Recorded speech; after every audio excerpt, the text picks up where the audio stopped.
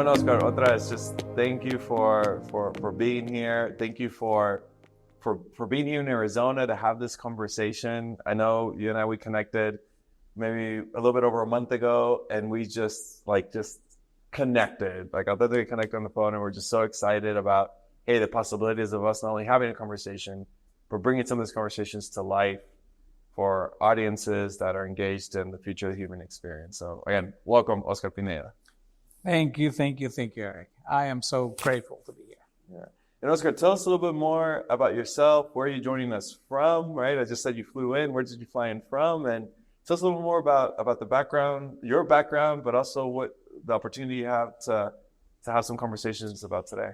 Early part of my life, I spent not a long time, but quite some time in El Salvador. My mom was Salvadorian. I came back to the United States in 1980, right before the war ravaged the country. Came to my sisters in LA. Things didn't quite work out, and about 2 months later, I flew to Washington, D.C. I had a friend from school, William. He invited me to come up and visit. It was about Thanksgiving Day, so I came up and went to some social thing they had at the church. The pastor and the pastor's wife fell in love with us. They invited us to their house, and we lived with them 2 years. I never went back to LA. This is 43 years ago, so I have resided in DC for about 43 years in the DC area. I have been there. I have raised my family there, and I started my businesses there. And I came here the first time to see my friend, Aaron Nip, and this time to see you. Awesome.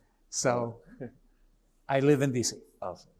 And Oscar, one of the things that, we, as we get to know each other, is that not only you are, a fantastic story of coming into this country and building certain things in this country, building companies in this country, but also your through line in this whole journey has been your perspective of leadership. So even though this whole world around you has been changing, you've maintained yourself core that, I love what you told me this one day. You said, leadership is raw, Eric. Leadership is raw. Tell me more about that. How did you come to that perspective? I think leadership is very honest, raw, simple, honest. It's not synthetic, it's organic. I believe that true leadership is not subject to trends, is not subject to social corporate experiments. It's just as true as it gets. And I think that we have lost our way. We have got very confused about what leadership is.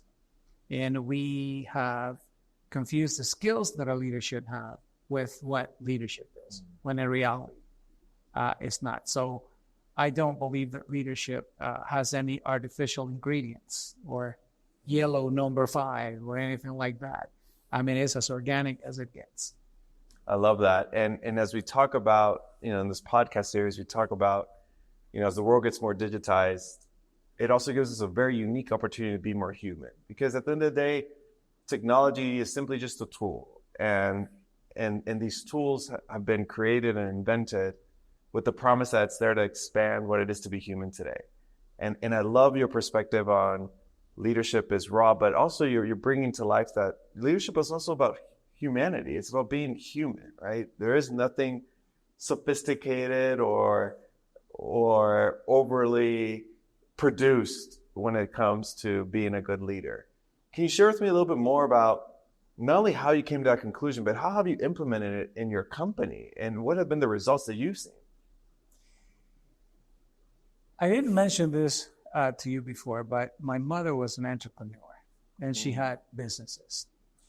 And I basically grew up watching my mom run her businesses. And to my mom, I think it was about relationships. It was about making sure that she took care of the people that worked with her. And I grew up watching that. I also, growing up, understood that not a whole lot in this world lasts forever. Everything seems to have a shelf life, a service life. But relationships, true relationships, can go a long, long, long way. So I've always believed that the human element is not one of the vital ingredients, but the ingredient to everything we do. Because everything else is means and methods. It is techniques. It is accessories. It is tools that we utilize to run our companies and to lead our teams. But at the end of the day, it is people that we lead. At the end of the day, the number one and only element that we need to be leaders is people. If you don't have anyone to lead, you can't be a leader. So, but I think we've lost our way a little bit. We took a turn somewhere at the fork on the road and have prioritized benefits and perks and this and that over that very basic foundational leadership. That is what really drives and makes organizations and our families thrive. Yeah. Oscar, I love the story of your mom and how that embedded in you that importance of not only human relationships, but investing in human relationships not only in the short term, but really how that propagates in the long term, right? How the positive consequences of having a long-term relationship in that perspective. It reminds me of a story I was sharing with a colleague the other day. I remember years ago, someone had asked me one day, they said, Eric, how big is your network? And I was like, well, that's an interesting question, but how do you think, Oscar, I probably answered that question? What do you think I utilized to quantify how big my network was? Or how would you quantify it? What comes to mind is you look at your phone and see how many contacts you have, right? Right, exactly. That's exactly what I did. I looked at my phone and I was like, well, this is how many contacts I have here. And this is my LinkedIn network, which is growing, right? Yeah. This is my network. And what she said next kind of just struck me. She said, Eric, that's not your network. And I told her, wait, can you just reset me? Then what's your definition of a network? Right? And what she shared with me was what a network is those individuals that you could ask for 15 minutes or 30 minutes of their time in the next 24 hours. And you just need a conversation with them because you need some advice on something or you just need to, pass something through because there's something that's either going on with your career or your business or your life or what have you. Who would those individuals be that will make that time for you? And what that helped me understand was I started reflecting, one, who would I call and say, hey, I need 15 minutes of your time tomorrow. Who would answer that call? Right. Who would make that time? But also, who would call me? Right? What type of relationships have I built with others that are meaningful enough for them to trust me and say, hey, you know what, Eric, I need this time. And also that I would just, take things off my calendar, take things off, say, you know what, we got this. And I think as you're sharing with me a little bit more about what it is to have deep human connections, I think it goes back to also understanding, also who is in your network, your immediate network. And it seems that, and don't get me wrong, I think those lists will always change in time. It doesn't mean my network today is going to be my network tomorrow. But it also seems that as you've been building your business, it seems that you've also built a sense of community that you could probably call, or not only you could call anyone in your business, but probably anyone in the business could call you and ask for 15 to 30 minutes of your time in the next 24 hours. Is that, am I tuning into the culture you've built in? Oh, yes, your company? absolutely. Okay. Absolutely. Okay. Tell me a little bit more about the culture. How has it been not only building a culture like that, but also what are the challenges that you face to get to the moments that you're able to live in today in a company that you formed? I think the greatest challenge that I faced is dealing with people who are afraid. They have fear. They came from a culture of fear. They came from a place where they couldn't express themselves. They couldn't acknowledge their mistakes. They could not communicate freely. That was one of the big challenges that I had. The other one was just absolute lack of trust. There was a divide between them and the boss, not the leader, but the boss. There was a massive separation, to the point that when I remember one time somebody asked me why I put my arm around one of my guys, and I was kind of joking with him a little bit. And he asked me, why do you do that? He said, they lose respect for you. And the first thing that struck me was, he said, they. And I thought, this is not an anthropology project. These are real human beings. They are human beings, just like me. So I never fancy myself being superior. Of course, I have a different role and a different set of responsibilities. But it was important to make sure that they understood that I'm also a human being, that they can count on me. And at the same time, over time, I think I mentioned to you, it took me about 7 years. It was challenging. So I had to have patience. I had to persevere. I had to stay with it until I started really seeing the fruits of all that effort. And not because they benefited me, but because I saw those fruits benefit them as a team. I saw camaraderie. I saw care for one another. And it was a beautiful thing, but it's a job. Yeah. You got to work. Yeah. You got to work at it, and you got to stay with it. Yeah. And Oscar, and can you share with me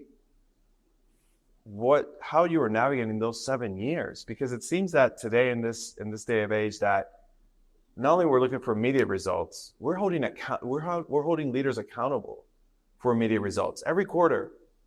Compare the first half to the second half. Compare this last year and you're talking about a 7-year span. How did you, not only because you knew the vision that you had, you knew the potential in everyone, how did you make sure that the stakeholders were bought into making sure that they were giving you not only the space, the time, but the tools and that you need to basically build this culture? Like, how did you navigate those 7 years? And the reason I ask is because, again, leaders that think long term, I agree with you, make the biggest impact. But unfortunately, sometimes we have our systems that measure leaders in the short term, and that kind of creates this distortion field that's not reality, but we just end up reacting to it. It seems that you were always this long term visionary for your organization. How did you navigate through that? When I started the business, I was in it for the long haul. It wasn't just a quick thing. I was not a serial entrepreneur. That was not my gig. That was not my speed. What I wanted to do was build something that was meaningful, something that was a good, not only source of employment for people, but a source of growth and a source of inspiration in so many ways. And the way that I brought it home for the guys was, a business is not different than running a family.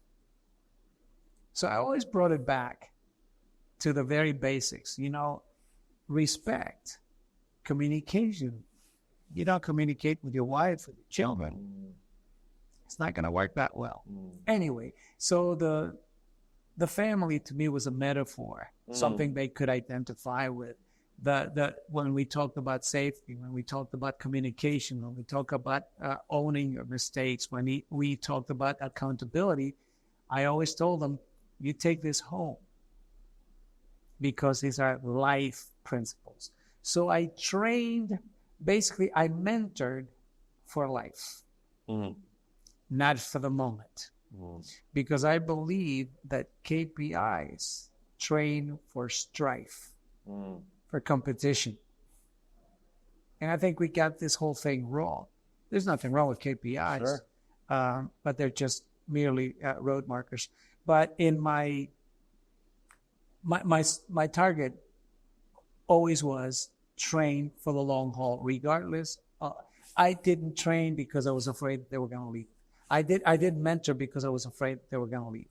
I didn't operate out of a place of fear. I wanted for these people with whom I was associated to have a really good human foundation so they could respect, they could believe in one another. And actually, what I learned that I wasn't quite prepared to see was that one day I saw that these guys had a pretty decent emotional investment in what they were doing. And it reminded me of what my mom said once. She said, do all the things you need to do, right? And money will come right through your front door and sit in your living room. Money takes care of itself. Do the things that you need to do it, right? And everything works itself out. So I knew how to estimate. I knew how to budget. I knew how to do all the technical stuff. I was what I call, I put a post on LinkedIn. I said, if you are great at business, you're a corporate technician. But to be a good business person, all you have to be is a corporate technician. But to be a leader, you have to know people. Mm. And I learned that very early on. And I lived by that rule. That's a in all my years of owning the company. That's a great rule. And then Oscar said, how do you grow a company like that? How do you not only find candidates? Because it seems that you're not only committed on building a company, you're building up human beings first, right? And the job just happens to be something that they're doing at their moment in time in your company. But how did you find not only those candidates, how did you also create this culture of bringing them in and building them up? Because it is different than some other companies. What are some of the either the strategies or some of the lessons that you learned on not only finding those individuals, but also the onboarding process for those individuals as well? Growth was something that I didn't take very lightly. I made sure that growth was done in a very thoughtful manner, that we didn't get ahead of ourselves. So part of that growth involved allocating time to make sure that we mentor the people that we brought in. Now, how did they come in? My employees brought other employees in. So I was a bit of an anomaly, in a world where people are just interviewing and putting ads and all that stuff. I never did that. I never had to do that because people came referred by people who work in the company because they felt that this was a good place to work. I mean, I had the benefits. Don't get me wrong. I think the benefits are great. I had the 401k and I had health insurance and I had a dental insurance and also, I helped a lot of my employees out to buy houses and in their countries, and when they had needs, we helped out. So we had all that, but you can have all that, you can have all those things, but if they don't believe in you, if they don't believe that it's a good place to work, they're not going to bring anybody in. And as I said, the majority of people that came to us, I would probably say 99% came because existing employees brought them in. Yeah. And I wouldn't say I love that. Well, first off, I love that you said you're an anomaly. I think you're an example of what's coming. I think companies like that are, their employees are the brand ambassadors. And I think as we go into this digital age that everyone's building their own personal brand, in my personal opinion, I think the future is going to be more that I don't want to necessarily go and work for company X or Y. I want to go and work with that individual that's working in that company.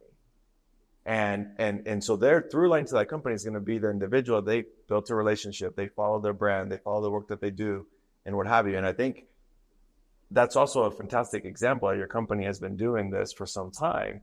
which is where now I think we're seeing companies leverage these platforms, these digital platforms that we're seeing that saying, hey, let's elevate the brand of our employees and elevate the work that they're doing, because that's beyond just the mission and the vision, because they get to see the real human experiences that are happening in these companies.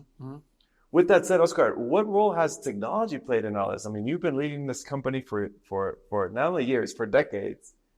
How has the company either embraced or implemented, or what role has technology played as you've been building this culture in your organization? I have witnessed how technology has consumed other companies in a negative way. And reflecting back about how we incorporated technology, actually, it's been great for us. It's been absolutely great for us, because I have a deeply seated belief that communication is absolutely vital. Everybody must be connected to each other, because I think communication within the company is unity. Communication also facilitates knowledge.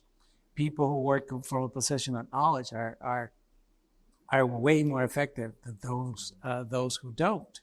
And when we deem communication important, and we have the tools to provide people to utilize to stay connected to one another, not only inside the team but in between teams, it's a beautiful thing. So, I mean, I remember the days when we used beepers, and then we had to walk around with pockets full of quarters and had to go to the cell phone. I remember the first hole that was drilled onto the top of my car with my first car phone.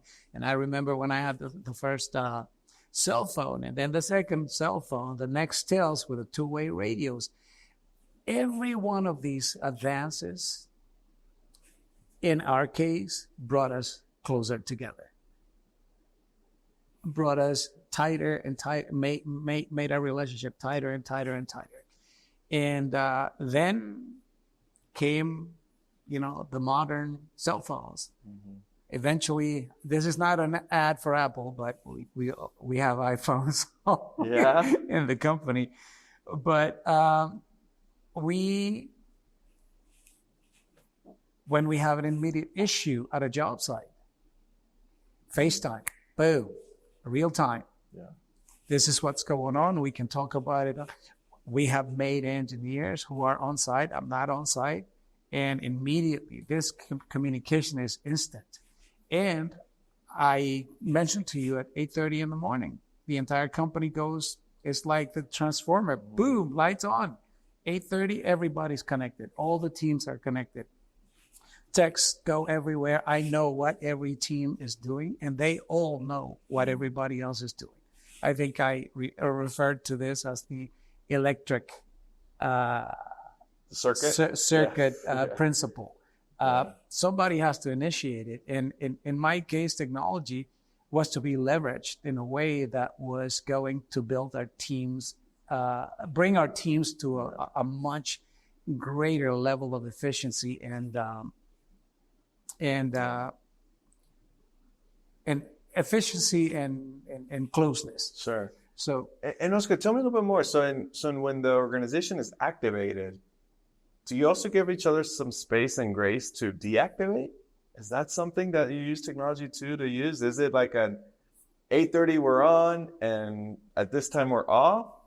Or how? Because also in this post-COVID era, it's very easy to bring work not only to home, but to be plugged into work many hours a day. How have you navigated that, either temptation of doing that or how have y'all managed that as well? Because sometimes these tools give you the ability to communicate and be connected, but also there's such thing as too much connected.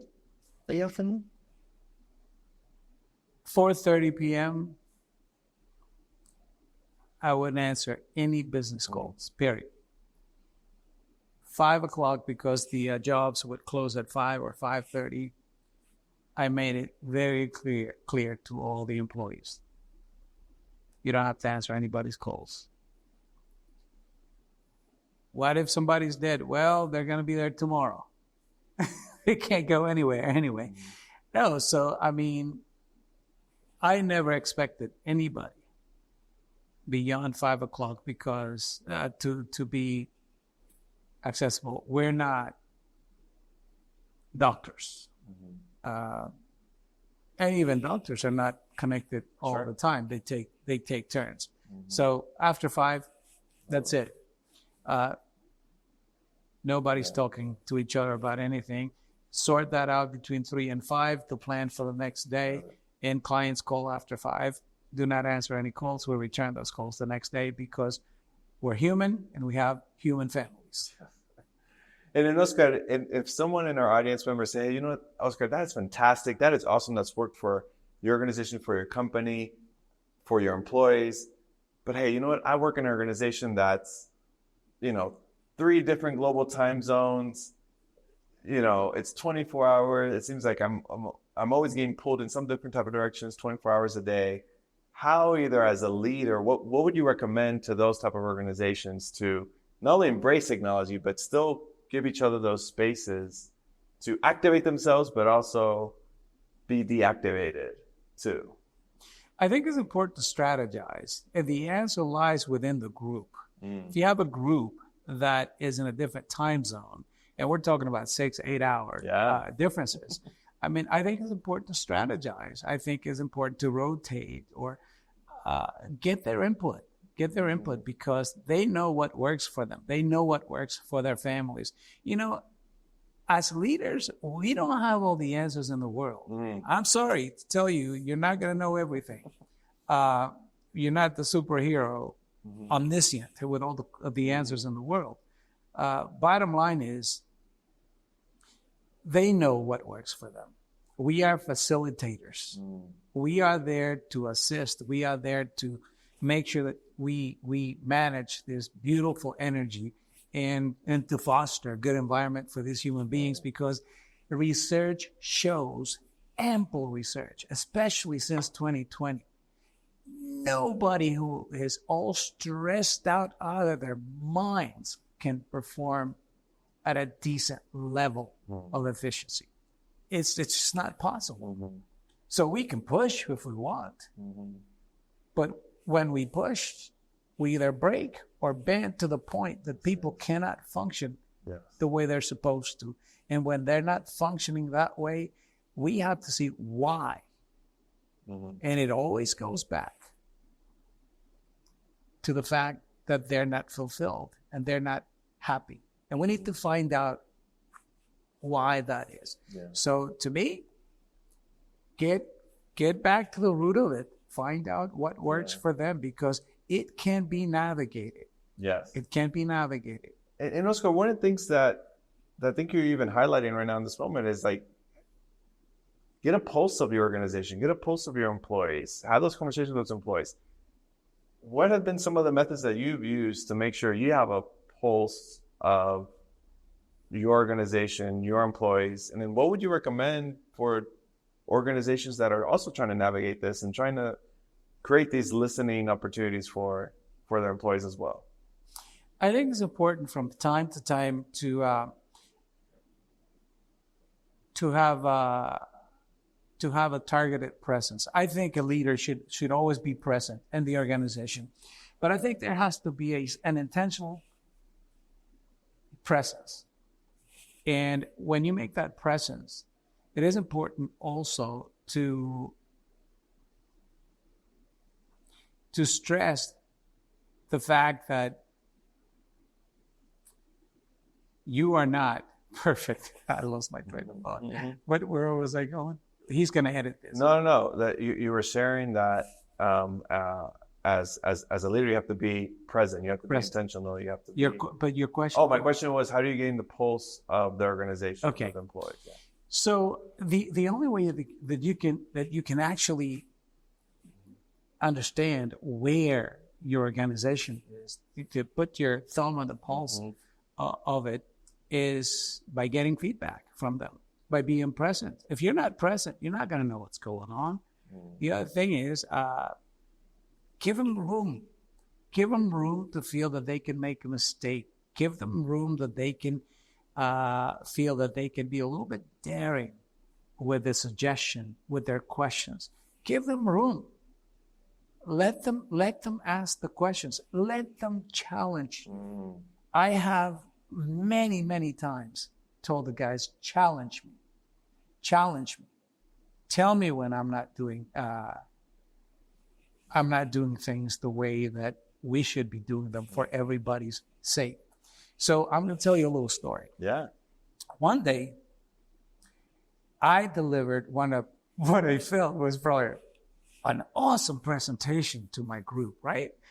Everybody's there, and I'm like, I'm very excited and very engaged. I'm involved in this and that. I'm invested in this little presentation. And then at the end of it, I ask, any questions? Nothing. I mean, nothing. Not a single word. Now, this is early in my career. It left me disappointed, a little bit upset. So, when the meeting was over, the supervisors were there, and I said, can I speak with you guys? So I pulled them aside. We went to the conference room, and I said, what do you think happened? Well, to make a long story short, they said, there is fear. They're afraid. They don't want to question the boss. They just want, okay. Yeah. They didn't want to question me. They didn't want to make any suggestions. And I thought, there are only two reasons why you're not going to be connected with your teams. Number one, they're afraid of challenging you. Or number two, they think you're perfect. And that's both on you. Yeah. Right. So what happens is, and I said to the group of supervisors, I said, well, I know I'm not perfect. And I know they know I'm not perfect. Mm-hmm.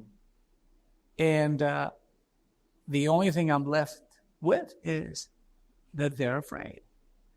And I need to make sure that I understand why that fear is there. What happened was I inherited that culture of fear from the places they were before. And I had to change it. So, I think a lot of leaders have a hard time putting their thumb on the pulse of their organizations because there's fear. Yeah.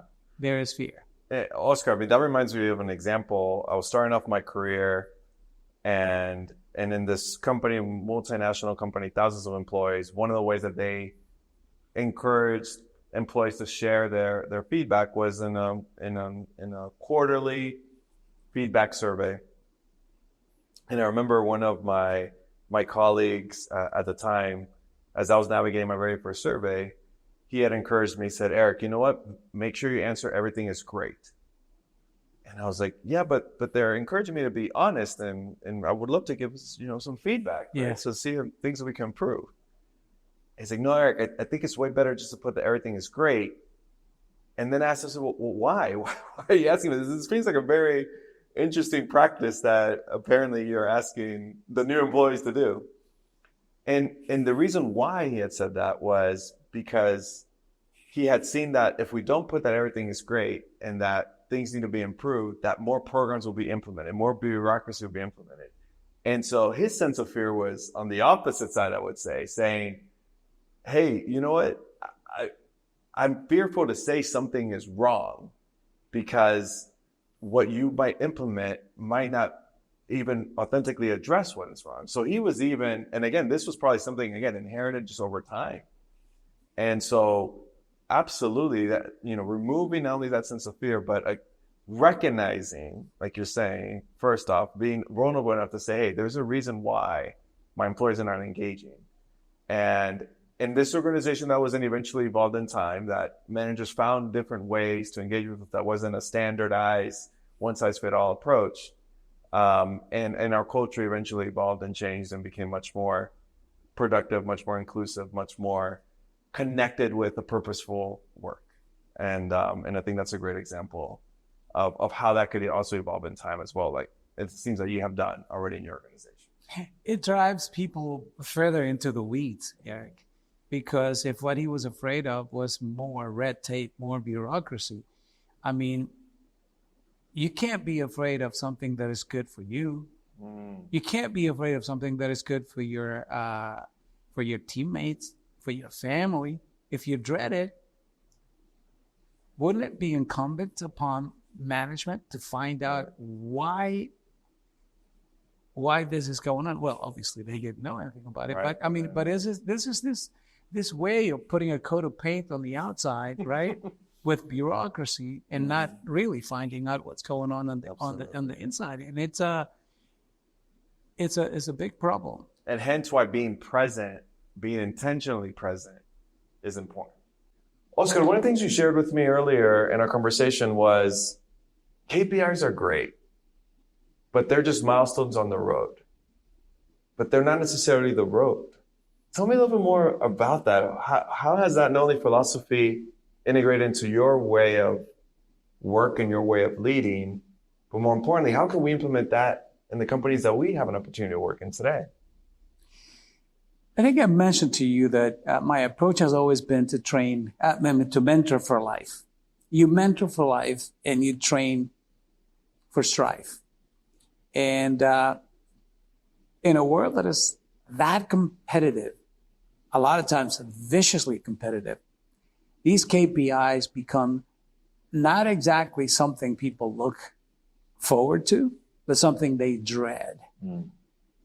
And while KPIs are effective, they're just merely road markers. They're not exactly the road.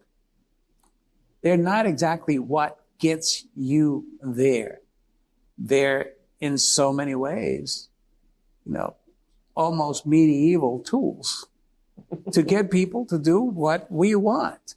When in reality, things should not be like that. KPIs should be just merely tools. People should have a vested interest in making sure that their organizations are doing well. And, to do that, we got to make sure that those people have a massive deal of trust in our organizations, that they work out of a position of knowledge, work out of a position of competence, that they operate in a fear-free environment. The example you gave me of your friend that didn't want things to look imperfect because more red tape was going to be thrown and bury him. It shouldn't be that way. We have to understand that the relationship we have with our employees is not transactional. It's not how much I can get out of you this quarter. It must be a foundational relationship. And a foundational relationship is for the long haul, regardless of how many road markers you have. The road markers at this point are just merely friendly reminders. But in reality, it is the essence of what drives us. A fear-free environment, an environment where everybody knows what's going on, an environment where they have a clear understanding of what they need to do and why they do it, and an environment where they have a real leader, not a fake hero that puts on his mask and his tights and his cape and comes into the office pretending that he can do it and that he knows everything, but somebody who is present, somebody can lead in a meaningful way. I love that.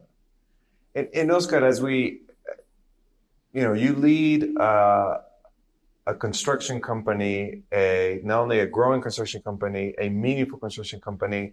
The company has built an amazing culture that took time to build. But also, I think you've also explained in our conversation too, it's a company that has evolved also in time thanks to technology. With that said, being part of an industry that has also evolved thanks to technology, where would you prefer to be in time, right? Working in the construction industry in the 90s when you're in the midst of all this and trying to create this culture? Or would you rather work in the construction industry today in the 2020s? What is Oskhar Pineda take in comparing those two eras? Eric, I love technology. You know, I have an employee actually who comes from a very humble place in El Salvador. Incredibly bright. Has been with me since he was 19 years old. He's now 38. So he's been with me for quite some time. I have seen him grow. He embraced technology in ways that I have been blown away. Just to know that today, all you got to do is press a couple of buttons, screen comes to life, and all you have to do is go to Google and get any submittal, any document you want to provide our clients. Just the fact that you can just strike a few keys. I mean, it's a beautiful time to be alive. Really. I mean, listen, we have seen, I come from the place where, you know, we were working with typewriters. You've seen computers, supercomputers. Now you have 15 terabytes in a little portable. I mean, it's a beautiful time to be alive. It's a beautiful time to be in business. So yeah, technology is great. We use it to our advantage. We use it to be more efficient. We use it to be more functional. So what is the but? The but here is that I think in a world where technology is awesome, organizations are more disconnected. Organizations are more fragmented. Organizations have come to a point of dysfunctionality, really. We have no excuse. So, you know, the principles that my mom grew up by, raw, unapologetic, simple and honest leadership. That shouldn't change.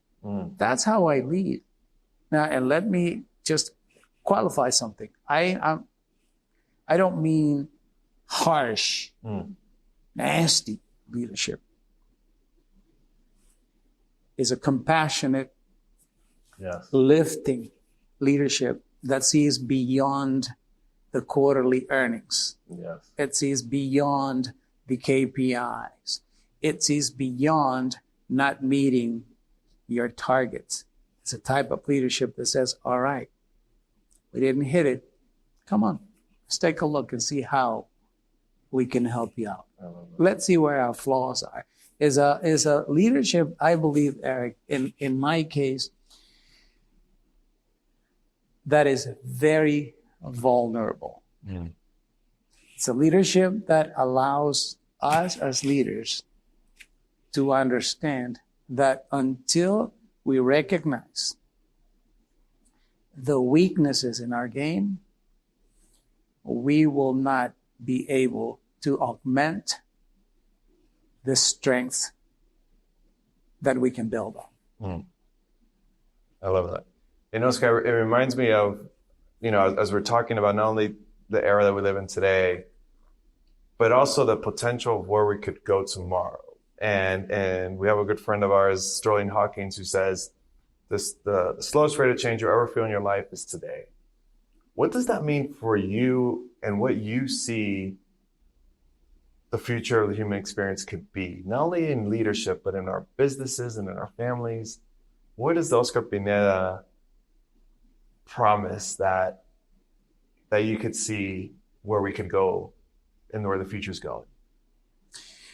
I think we can get to a place where leadership can have a more functional relationship with employees. I think we can. I see a future where I don't have to flex for anybody to know who I am. I think my teams now, they understand who I am. And they understand that I'm not a taskmaster. They understand that I'm not the boss. In fact, I don't like that word. It's not exactly, everybody rules. Somebody has to take responsibility. Somebody has to have the shoulders to take liability and the responsibility. And that comes with the territory. But where I see this going is to a much better place than where we are now. And I'm going to tell you what I mean by that. Mm-hmm. I think sometimes we make conscious decisions based on deep convictions, beliefs. We believe that it's the right thing to do, and that's why we do it. And sometimes we are forced to make those decisions. We are forced to make those changes. A lot of leaders are being forced to wake up and open their eyes so they can make those changes, because the type of leadership that has been going on for the longest time has been quite trendy. It follows trends, and it's not working. Where I would love to see this go is I would love to see organizations worldwide understand, you know what? We have good, happy human beings, emotional investment in the company is not going to lack. Mm-hmm. Interest in working as a team, that's not going to be a problem. And unfortunately, they have to come to a point where they understand finally that this might be the incentive for some of them. It makes you money because happy people are productive people. From my side, it's not the money first. It's the human being. And the money and the profits are a byproduct of a culture where people are empowered and allowed to thrive. It reminds me of an experience that we had in a safety meeting, actually, in one of the companies I had a chance to work with. And we were talking about how we wanted to make sure everyone left how they came in. And I remember having a conversation with the leader that day and challenging him and saying, I don't think they should leave exactly how they came in, right? And I know that we're talking about just like, hey, you come in with your 10 fingers, you want to leave your 10 fingers, right? That type of thing. But I told him, I said, I think they need to leave better than what they came in, right? Because at the end of the day, yes, we're all human beings. And if we're going back home stressed out, concerned, upset about what happened at work, then what are we doing at home with our families? And that, like, we're bringing that home. And so the conversation we started having, and I love it how it's eventually evolved. We're starting to see even a culture of care now when we talk about culture in organizations and in companies. Is that, yeah, I mean, if we go to work in a business, and I love what you have done in HR construction, has been that. It seems that you have, before it was called something, you already knew this human-centered approach to not only leadership, but to building a business, to building human beings, and to building that connectivity to their work is really what makes a company today not only a success, but to thrive. In the midst of all these changes, your company has continued just to progress and continue to make the impact that it was made to do. So with that, Oscar, I just want to thank you for the opportunity to have this conversation today. How can our listeners and our viewers connect with you and find you? I'm going to be launching my podcast in 2 months. I have a book coming out in the fall. They can find me right now on LinkedIn. Love it. Otra vez, Oscar, un gusto. Thank you so much for being part of the Future of the Human Experience podcast series. The pleasure is mine, and thank you. Thank you. Appreciate it.